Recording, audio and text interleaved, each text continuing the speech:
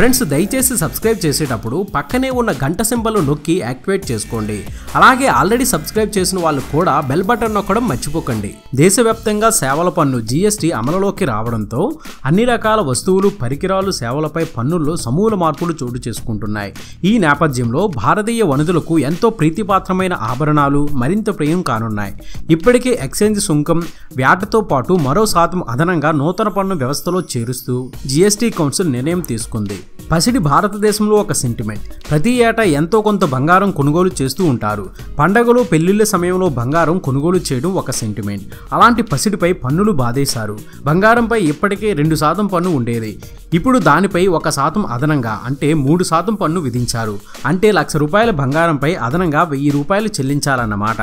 బంగారం, ఆభరణాలు, డైమండ్లపై 3% జీఎస్టీ విధించారు. మామూలుగా జీఎస్టీలో 5, 12, 18, 28% నిర్ణయించారు. బంగారాన్ని ముందుగా 5% పరిధిలోకి తెచ్చేందుకు ప్రయత్నించారు.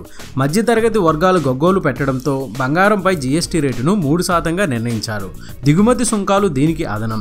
జీఎస్టీ పేరుతో బంగారంపై 3% పన్ను బాధేయడంపై వినియోగదారులు, ముఖ్యంగా మహిళలు ప్రభుత్వంపై మండిపడుతున్నారు.